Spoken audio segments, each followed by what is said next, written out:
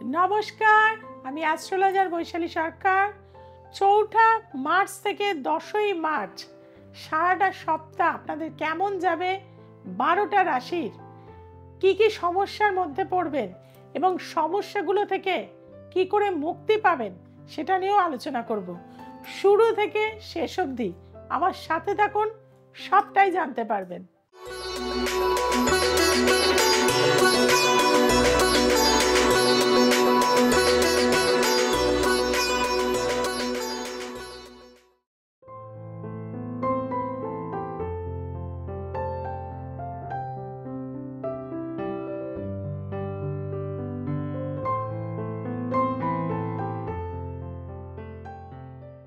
প্রথমেই বলবো যে রাশিফল, আমাদের প্ল্যানেটারি পজিশন কি রয়েছে।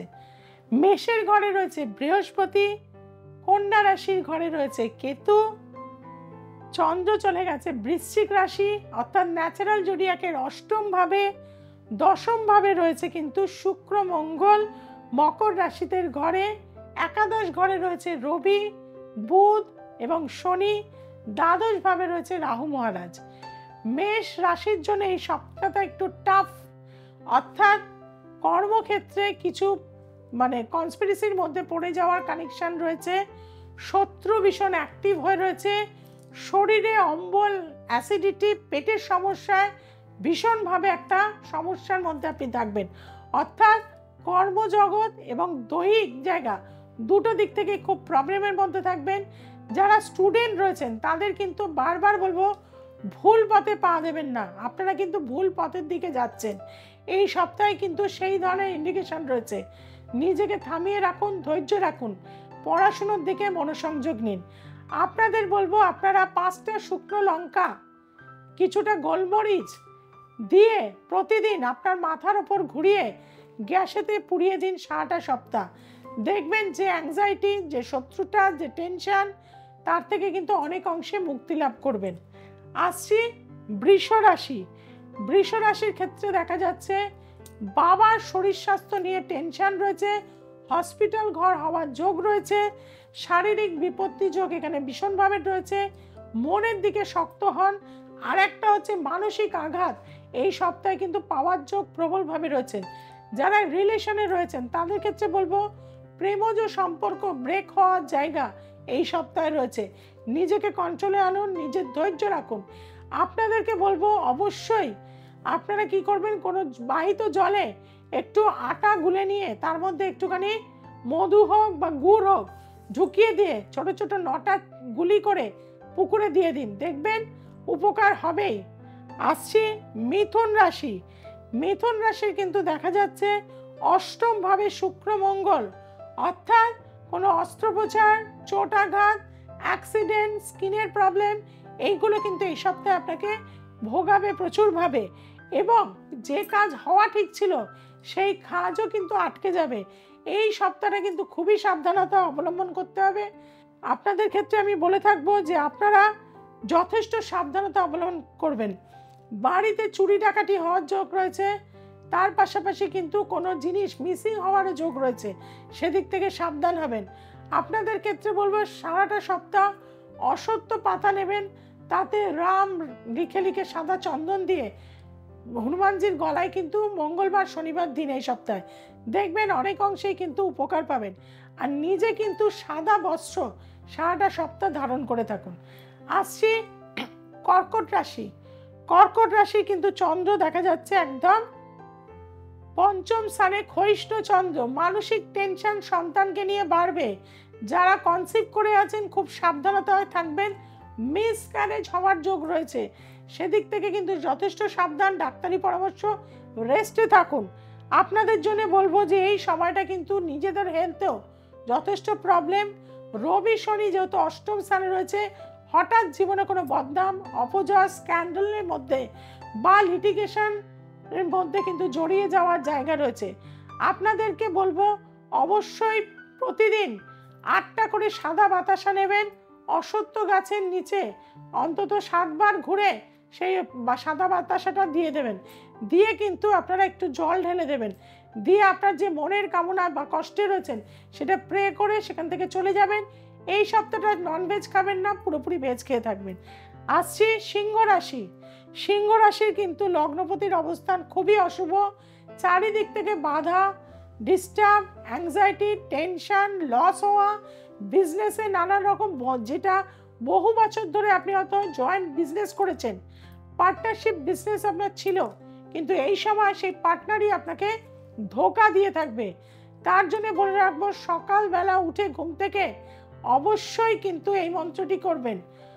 মূলে ব্রহ্মা, তালে বিষ্ণু, শাখা সংকট মোচন, পত্রে পত্রে দেবনাথ, বাসুদেবায় নমস্তুতে, এই মন্ত্র বলে তুলসী তলায় অবশ্যই স্নান করে 1 ঘটি করে জল দিয়ে রাখবেন। তার মধ্যে একটুখানি সাদা তিল, একটু হলুদের গুঁড়ো, 1 ফোঁটা দুধ মিশ্রিত করে দেবেন। দেখবেন অনেকটাই উপকারে কিন্তু আপনি থাকবেন।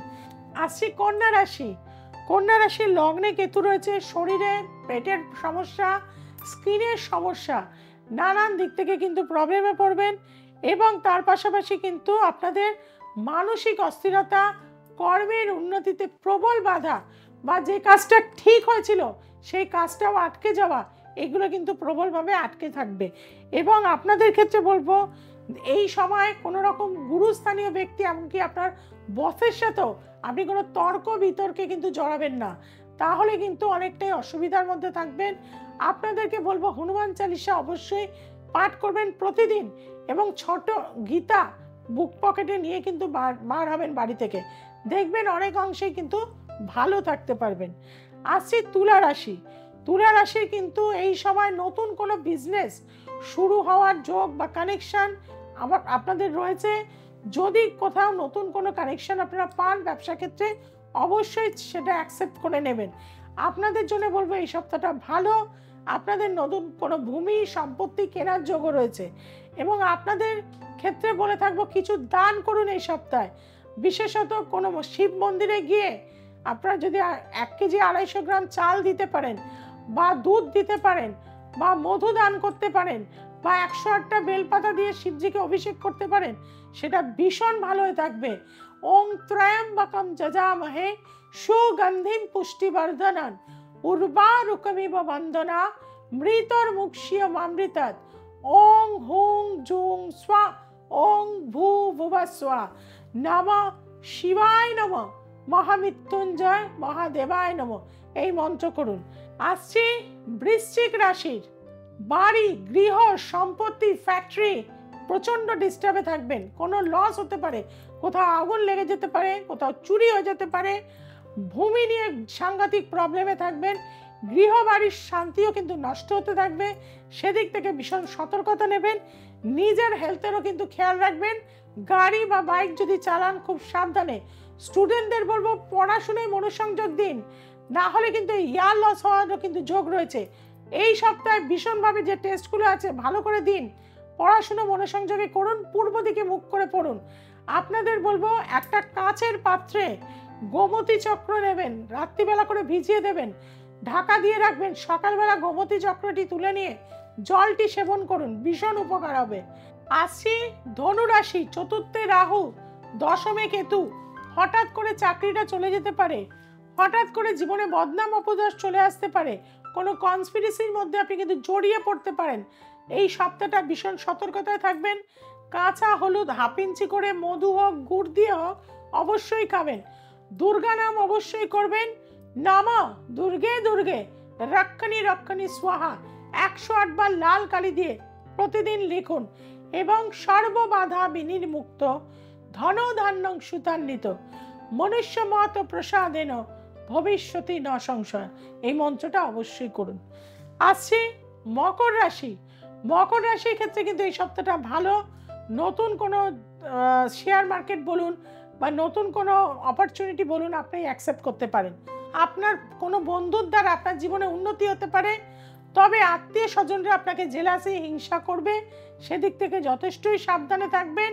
যে কোনো কাজে বাড়ি থেকে বার হওয়ার সময় দেওয়ালেতে জল দিয়ে 555119 এই সংখ্যাটি লিখে বাড়ি থেকে বার হবেন, দেখবেন ভালো থাকবেন, উপকার হবে। কুম্ভ রাশির এই সপ্তাহটা যথেষ্ট টাফ।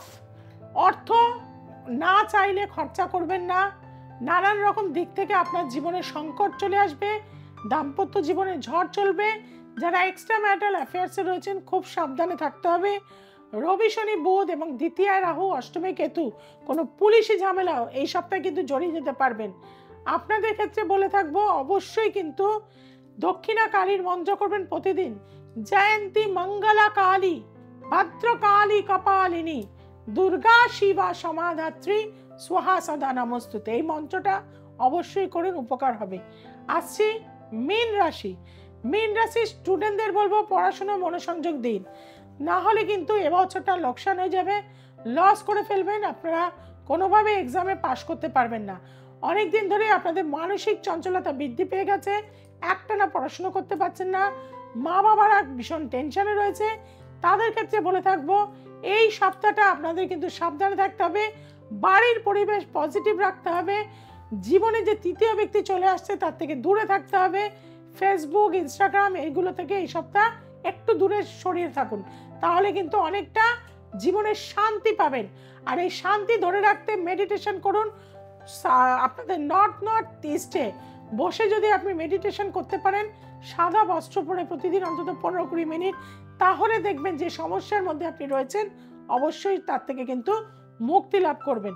কাজেই 12টা রাশি করে দেখুন, আর আমার মন্ত্রগুলোর দ্বারা জীবনে যাতে আপনাদের সাকসেস হয় তার জন্য আমি বারবার কিন্তু বলে থাকি যে এই চ্যানেলটিকে সাবস্ক্রাইব করে নিন, যে বেল আইকনটি রয়েছে তাকে প্রেস করে দিন, আর নিচে যে দুটো ফোন নাম্বার রয়েছে সেই ফোন নাম্বারে কিন্তু আপনারা যোগাযোগ করবেন। দূরের বন্ধুদের চিন্তা নেই, আমি অনলাইন প্রেডিকশন দিয়ে থাকছি। দূরের বন্ধুরা দেশ বিদেশে থাকুন কিন্তু আপনারা এসে দেখাতে পারবেন। কাজে আপনাদের ক্ষেত্রে বলে থাকবো যে যারা দূরে রয়েছেন তাদের জন্য যেমন রয়েছে এই ফোন নাম্বারগুলো, কাছের ফোন নাম্বার চেম্বার যেগুলো রয়েছে অর্থাৎ শিলিগুড়ি, মালদা, কোচবিহার, কলকাতার হাওড়া, কলকাতা হাতিবাগান, ব্যারাকপুর, বেহালা বিভিন্ন জায়গায় চেম্বার রয়েছে, অবশ্যই সেখানে যোগাযোগ করে নেবেন। সবাই খুব ভালো থাকবেন, সবাইকে খুব ভালো রাখবেন। নমস্কার।